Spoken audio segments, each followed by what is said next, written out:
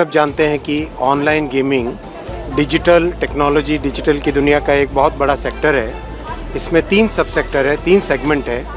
पहला सेगमेंट है जो ई स्पोर्ट्स, बहुत एक तेज़ी से उभरता हुआ है ई स्पोर्ट्स, जिसमें खिलाड़ी आपस में कोऑर्डिनेशन करके, टीम वर्क करके खेलते हैं और इसमें भारत की भी बहुत बड़ी पहचान बन रही है। इस बिल के माध्यम से ई स्पोर्ट्स को लीगल रिकॉग्निशन मिलेगा।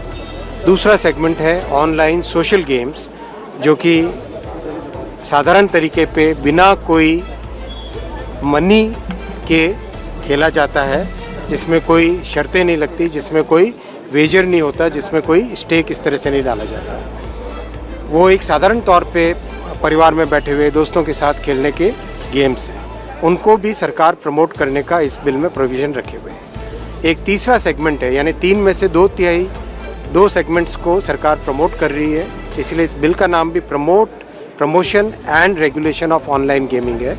और जो तीसरा सेगमेंट है वो जो समाज के लिए बहुत एक बड़ी चिंता का कारण बन के उभरा है, online money games. Online money games के कारण लोगों में एडिक्शन हो रहा है। जगह जगह से इस तरह की खबरें आती हैं कि परिवार की बचत सारी की सारी गेमिंग के अंदर चली गई। कई जगह एक्सट्रीम केसेस है सुइसाइड के। अभी हाल ही में टाइम्स ऑफ इंडिया में एक आर्टिकल छपा था, 31 दिन में 30 सुइसाइड ऑनलाइन गेमिंग के कारण। और एक तरीके से ये गेमिंग डिसऑर्डर बन गया, जिसको वर्ल्ड हेल्थ ऑर्गेनाइजेशन ने भी पब्लिक हेल्थ इश्यू मान के उसको एक ऑनलाइन गेमिंग डिसऑर्डर का नाम दिया है, जिसके कारण एक सीरियस समस्या समाज में सब जगह से फैल गई है, सब जगह से आ रहा है उसका फीडबैक। करीब सांसद गण जितने भी मुझे मिलते हैं, जनप्रतिनिधि मिलते हैं, उन सब की एक डिमांड रहती है कि ऑनलाइन गेमिंग पर प्रतिबंध लगाया जाए, इस पर स्ट्रिक्ट कड़ी कार्रवाई की जाए। साथियों, जब समाज के मध्यम वर्ग के हित की बात आती है और उस हित को अगर एक इंडस्ट्री के सेगमेंट से कंपैरिजन करें, तो समाज का हित, मध्यम वर्ग के परिवारों का हित, युवाओं का हित वो बड़ा है। उसी भावना को लेके आज इस बिल को सदन में पेश किया गया और लोकसभा में पास किया गया। माननीय स्पीकर साहब ने भी किस तरह से उनका अनुभव है कि सभी सांसद महोदय उनके पास जाके जिस तरह से ऑनलाइन गेमिंग के बारे में अपने अनुभव साझा करते हैं, जिस तरह से समाज में एक चिंता का कारण बना है, वो भी उन्होंने भी सदन में आज अपना विचार व्यक्त किया।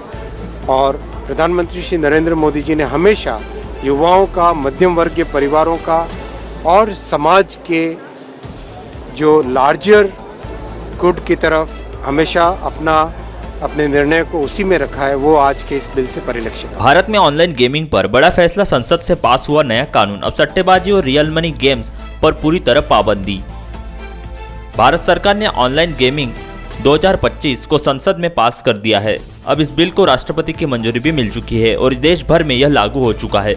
इस कानून के तहत अब देश में सभी प्रकार के रियल मनी ऑनलाइन गेम जैसे fantasy sports, online poker, rummy, lucky draw, lottery, सट्टा खेल पूरी तरह बैन हो चुका है। अगर कोई व्यक्ति या कंपनी इन प्रतिबंधित गेम्स को चलाता या प्रचारित करता है, तो पैसे का लेन देन करता है, तो उसे 3 साल तक की जेल या 1 करोड़ रुपए तक का जुर्माना या दोनों सजा हो सकती है। वही अगर कोई व्यक्ति इन खेलों का विज्ञापन करता है, तो उसे 2 साल की सजा और 50 लाख तक का जुर्माना हो सकता है। इसके साथ ही सरकार ने ई स्पोर्ट्स और शैक्षणिक गेम को बढ़ावा देने का वादा भी किया है, यानी जो गेम्स मनोरंजन, शिक्षा या प्रतिस्पर्धा के उद्देश्य से खेले जाते हैं, उन पर कोई पाबंदी नहीं होगी। इस कानून के चलते कई गेम्स जैसे Dream 11, MPL, PokerBaazi, Zupee, real money gaming operations को भारत ने बंद करना शुरू कर दिया है। इससे हजारों कर्मचारियों की नौकरी भी खतरे में पड़ चुकी है। केंद्र सरकार द्वारा लाए गए ऑनलाइन गेमिंग बिल 2025 का असर तमाम गेमिंग कंपनियों पर कम होने का नाम नहीं ले रहा है। इसे लोकसभा, राज्यसभा दोनों सदनों से मंजूरी मिलने के बाद से अफरा तफरी का माहौल है और ड्रीम 11, पोकरबाजी समेत कई कंपनियां अपना बोरा बिस्तरिया समेट चुकी है। अब इस सेक्टर की कंपनियां MPL यानी मोबाइल प्रीमियर लीग इस बैन के चलते तगड़ी छंटनी का प्लान बना रही है और रिपोर्ट्स के मुताबिक 60% स्टाफ को बाहर का रास्ता दिखाया जा सकता है। ऑनलाइन गेमिंग एक्ट को भारत सरकार ने पास कर दिया था। इसके बाद से यह लगातार चर्चा का विषय है। ड्रीम 11 समेत कई सारी real money gaming apps ban हो चुकी है। कर्नाटक हाईकोर्ट में इस बिल को चुनौती देते हुए याचिका दर्ज की गई थी। केंद्र सरकार ने अब इस विषय में जवाब दिया है। ऐसा लग रहा है कि ड्रीम 11 जैसी अन्य ऐप्स की मुश्किलें जारी रहेंगी। केंद्र सरकार ने दर्ज याचिका के जवाब में कर्नाटक हाईकोर्ट को बताया है कि अदालतें ऑनलाइन गेमिंग बिल के प्रचार के रास्ते में नहीं आ सकती। उन्होंने बताया कि अब किसी कानून को एक बार राष्ट्रपति ने अनुमति दे दी तो फिर कोर्ट इस मामले में कुछ नहीं कर सकता। ऑनलाइन गेमिंग एक्ट को लेकर भारत के सॉलिसिटर जनरल तुषार मेहता ने कर्नाटक हाईकोर्ट को बताया कि संसद की अनुमति और राष्ट्रपति की सहमति मिलने के बाद बिल को इस वजह से कैंसिल नहीं किया जा सकता। कोई एक विशेष व्यक्ति खुश नहीं है। मेहता का कहने का अर्थ है कि ऑनलाइन गेमिंग बिजनेस के एक वर्ग के विरोध के चलते बदलाव नहीं होगा और गेमिंग समेत इनके एडवर्टाइजमेंट पर प्रतिबंध लगा रहेगा। 823 ऑनलाइन रमी और पोकर गेम की कंपनी हेड डिजिटल वर्क्स ने याचिका दायर की थी और नए गेमिंग बिल को चुनौती दे दी थी। इस कंपनी के वकीलों ने कोर्ट से मांग की थी कि कुछ समय के लिए ऑनलाइन गेमिंग बिल पर रोक लगा दी जाए। उन्होंने यह भी मांग की कि जब तक हाईकोर्ट द्वारा मामले की जांच नहीं की जाए तब तक बिल को लागू नहीं किया जाएगा। जवाब में मेहता ने बताया कि एक बार किसी एक्ट को राष्ट्रपति से मंजूरी मिल जाती है तो फिर उसे रोका नहीं जा सकता। हाईकोर्ट ने केंद्र सरकार को नोटिस भेजा और 8 सितंबर को होने वाली अगली सुनवाई तक जवाब की मांग की। लग रहा है कि यह मामला आगे बढ़ेगा और रियल मनी गेमिंग ऐप्स की मुश्किलें जारी रहेंगी।